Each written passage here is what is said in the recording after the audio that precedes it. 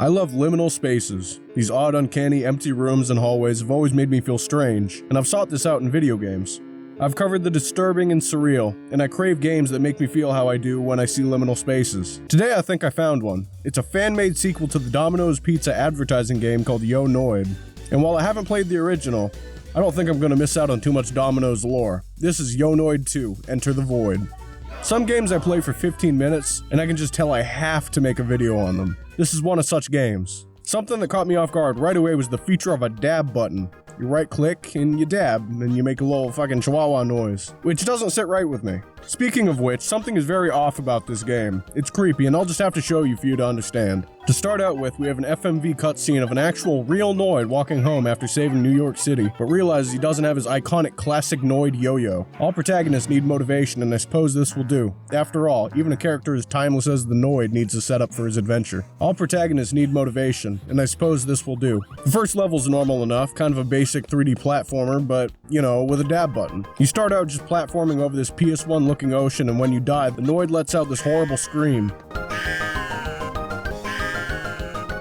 He sounds like he's in real pain. His scream lets you know that the Noid does indeed fear death. Unlike the corporeal deity Papa N-Word John, the Noid is a creature with a conscience. To get over his crippling fear of death and pain, the Noid basically immediately finds his yo-yo. Took all of 5 minutes, perhaps even less. Well, you know, guess game's over, we can pack up and go home now. Just kidding, we get teleported into the Noid void, and this is where things get a little liminal. Perhaps not conforming to the exact definition of liminal, but it certainly brings up that sort of emotion in me. It is, as the title suggests, a void. There are a few NPCs telling you how this is a sacred place and all the pizza was taken with that creepy Animal Crossing type speech. So instead of finding our yo-yo, it appears the mission has changed to help this broken world and return the pizza to its rightful place. So after wandering around in the void for a bit, I find a Domino's pizza box, which when opened, acts like a Mario 64 painting and I can jump into it, and it leads me to Pliz Anit. I don't know about this place, man. It's a little too fucking brown. This is where I start finding collectibles, which are just little pizzas. Not too much I can say about them, as they don't really mean anything, but they make this sound when you pick them up. Pizza. Pizza. Pizza. Pizza. Pizza. So I wall run, swing, and jump my way through the level until this happens. This is truly amazing. Forget what the hell I said about liminality. I just forged a beautiful friendship with a seagull that will last a lifetime. I've always wanted to fly with the birds, and to help with that I find a sauce cup that tells me he's working on a rocket ship. The Noid, being a smug little shit, makes light of it. So I get condemned by a cup of garlic sauce about how this is a serious science. Yeah, alright buddy, if Elon can go on Joe Rogan and smoke a weedy puff, then I can make jokes about rockets, alright? Turns out I need to get a key to unlock the control room and then hitch a ride on the bottom of the rocket. So I jump down past the planet's crust, to the pizza core, and I'm getting into this rhythm where I'm feeling that things are wholesome and alright until something creepy happens again.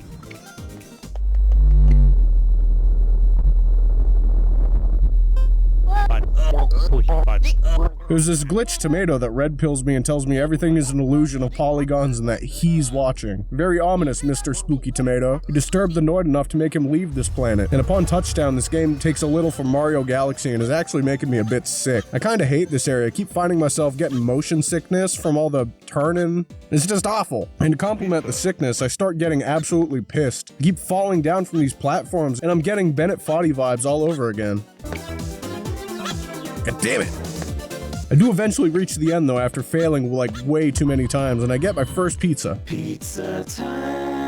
I wander around the void for a while and I get a little frustrated, you know, what with the being lost and the whatnot. Imagine being so accustomed to quest markers that when you play a game without them, you just get lost and helpless. The absolute state of things. I do eventually find the next level though, the Swing Factory. And as the name would suggest, this is basically the level where you use the yo-yo all the time. I don't know exactly what this factory is making. There are hooks with little like sausage links going around in a loop, not exactly going to any destination. We're hanging over a giant vat of what looks like Pepto-Bismol. It's just kind of pink goop, and an NPC claims that it's cheese, but I wouldn't eat any of that fucking pink cheese. Nasty. Perhaps this is that pink goop the McDonald's uses. Either way, I don't want anything to do with it. After I'm out of the goop factory, I find the first puzzle of the game, and it's not much of a puzzle, I'll say that. You just have to move the boxes into the Noid on the ground, and the doors open. But it was so obvious that I just couldn't figure it out. It took me way too long to get this done, but I eventually did figure it out by cheating. And I have no shame in this. I pay my taxes, I can cheat if I want. I do eventually enter another part of the factory that looks like it has cheese, but I am to believe this is a swing factory, not a cheese factory. Anyway, I don't have too much more to say about this level, it's really just more yo-yo action, but the game really pulls out the knives on me. Or maybe I just suck at platformers, I die a shit ton. No matter, I was able to collect my second pizza.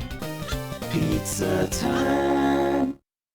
So frustration and pain seem to be a consistent theme in this game so far, and it only gets worse as we move on. It's really the Dark Souls of platformers. This is highlighted extremely well in Domino Dungeon. This whole area is absolute pain, and the sound of the Noid screaming has been burnt into my frontal cortex. A little Noid just branded directly on there. As established before, the Noid fears death, and this is some sort of horrid pizza hell that he has to exist in. It is genuinely a waking nightmare for our mascot friend as he dies over and over, being controlled by someone who sucks at video games. This area is outright confusing at times, and I genuinely would get stuck just not knowing where to go next. Like, how the fuck do I get up to those doors by the roof? I have no goddamn clue. So needless to say, progress was really slow here, but I eventually managed to get through this dungeon of pizza death. Man, I don't even know if I like pizza anymore after this. So begrudgingly, I'll pick up the third pizza. Pizza time.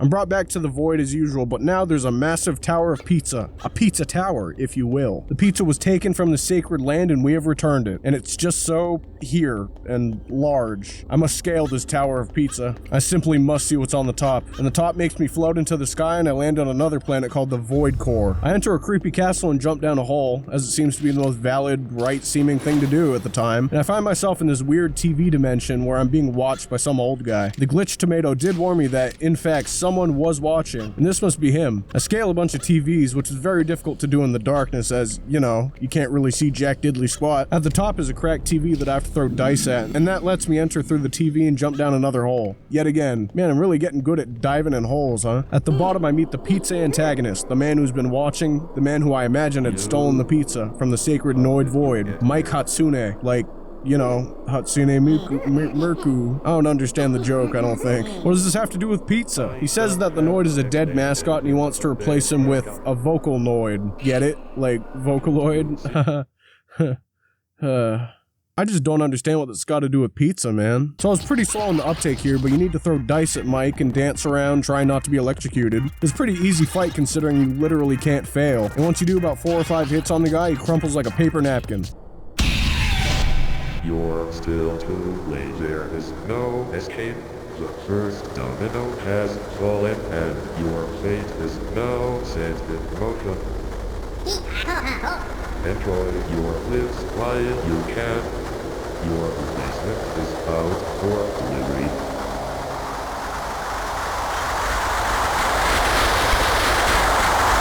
Well, kind of a bittersweet ending. I mean, we defeated the guy who stole all the pizza, but Jesus Christ, man. I don't know if we really did anything. I mean, he said that it was already too late and that the world would be destroyed. I think we need a Yo Noid III to wrap this story up, man, because this is a hollow ending. Perhaps things don't need to be completely resolved for a game about pizza mascot, but damn, I'm a little disappointed. Either way, I love this game and its creepy undertones, liminal spaces, and pizza. If I did ratings, I'd give it 7 out of 10 pizzas, especially considering this game was only made in 1 month. Color me impressed. Anyways, it's free, so I'd recommend you try it out if you want a bit of platforming pain and some good old surrealism. I'm proud of you if you've watched this far. I'm gonna head out. I've been Moistfob, thank you for watching.